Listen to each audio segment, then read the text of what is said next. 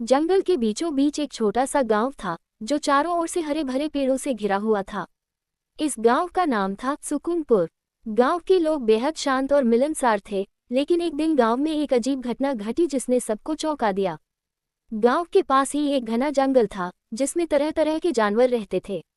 गांव के लोग अक्सर वहां शिकार करने जाते थे, लेकिन एक दिन गांव के मुखिया रामू काका ने जंगल में एक अजीब आवाज सुनी। वे डर गए और तुरंत गांव वापस आ गए। उन्होंने गांव वालों को बताया कि उन्होंने जंगल में एक भयानक चीख सुनी है। गांव के लोग पहले तो हंसे, लेकिन जब कुछ और लोगों ने भी वही आवाज सुनी तो सब चिंतित हो गए। गांव में चर्चा होने लगी कि जंगल में कोई रहस्यमयी शक्ति है। कुछ लोगों ने इसे भूत प्रेत का नाम दिया तो कुछ ने इसे कोई बड़ी जंगली जानवर बताया। रामू काका ने गांव वासियों को समझाया कि हमें डरना नहीं चाहिए और इस रहस्य का पता लगाना चाहिए। उन्होंने कुछ युवाओं को साथ लेकर जंगल में जाने का फैसला किया। वे सब अपने अपने हथियार लेकर जंगल की ओर चल पड़े। जंगल में घुसते ही उन्होंने वही भयानक आवाज फिर से सुनी। सभी डर के मारे रुक गए, लेकिन रामू काका ने हिम्मत नहीं हारी। वे धीरे धीरे आवाज की ओर बढ़ने लगे। जब वे आवाज के पास पहुंचे तो उन्होंने देखा कि एक बड़ा सा अजगर एक पेड़ के नीचे लिपटा हुआ है और चीख रहा है। रामू काका ने ध्यान से देखा और समझा कि अजगर के पेट में कुछ अटका हुआ है, जिसकी वजह से वह चीख रहा है। रामू काका ने गांव के युवाओं को इशारा किया और सबने मिलकर अजगर को शांत किया। उन्होंने देखा कि अजगर के पेट में एक छोटा हिरन फंसा हुआ है। उन्होंने बड़ी सावधानी से अजगर के पेट से हिरन को बाहर निकाला। अजगर ने राहत की सांस ली और जंगल में वापस चला गया। गांव के लोग इस घटना से बहुत खुश हुए और रामू काका की बहादुरी की तारीफ की। इस घटना के बाद गांव में फिर कभी ऐसी अजीब आवाज नहीं सुनी गई। गांव के लोग इस घटना से सीख गए कि किसी भी समस्या का समाधान डर से नहीं, बल्कि हिम्मत और समझदारी से किया जा सकता है। इस घटना ने गांव वालों के दिलों में एक नई उमंग और विश्वास जगाया। उन्होंने समझा कि किसी भी रहस्यमयी घटना का सामना करने के लिए एकता और धैर्य की जरूरत होती है।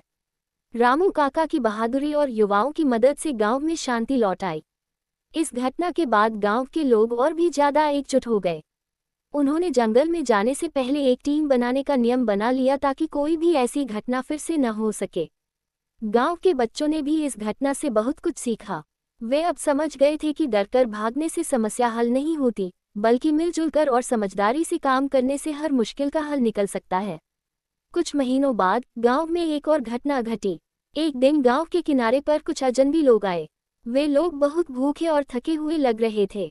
गांव वालों ने उनसे बात की और पता चला कि वे लोग अपने गांव से भटक गए हैं और घर वापस जाने का रास्ता ढूंढ रहे हैं। गांव वालों ने उन अजनबियों की मदद करने का फैसला किया। उन्होंने उन्हें खाना खिलाया और आराम करने के लिए जगह दी। अगले दिन रामू काका और कुछ युवा उन अजनबियों को उनके गांव तक पहुंचाने के लिए तैयार हो गए। रास्ते में एक बार फिर से वे जंगल से होकर गुजरे। इस बार भी जंगल में वही अजीब आवाज सुनाई दी, लेकिन इस बार रामू काका और उनके साथी डरने के बजाय सतर्क हो गए। उन्होंने ध्यान से सुना और समझा कि यह आवाज कहीं और से आ रही है। वे आवाज की दिशा में बढ़े और देखा कि एक पेड़ पर एक पक्षी का घोंसला है और उसमें फंसा हुआ एक छोटा चिड़िया चीख रहा है। रामू काका और उनके साथियों ने मिलकर उस चिड़िया को घोंसले से बाहर निकाला और उसे आज़ाद किया। इस घटना ने गांव वालों को एक और सबक सिखाया कि हमें हमेशा सतर्क रहना चाहिए और किसी भी समस्या का शांतिपूर्वक और समझदारी से हल निकालना चाहिए। गांव के लोग इस घटना के बाद और भी ज्यादा एकजुट और मजबूत हो गए। उन्होंने एक दूसरे की मदद करने और हर समस्या का हल मिलकर निकालने का संकल्प लिया। सुकूनपुर गांव एक मिसाल बन गया कि कैसे एकता, धैर्य और हिम्मत से किसी भी मुश्किल का सामना किया जा सकता है। इस कहानी से हमें ये सीख मिलती है कि डरकर भागने से बेहतर है मिलकर हर मुश्किल का डटकर सामना करना।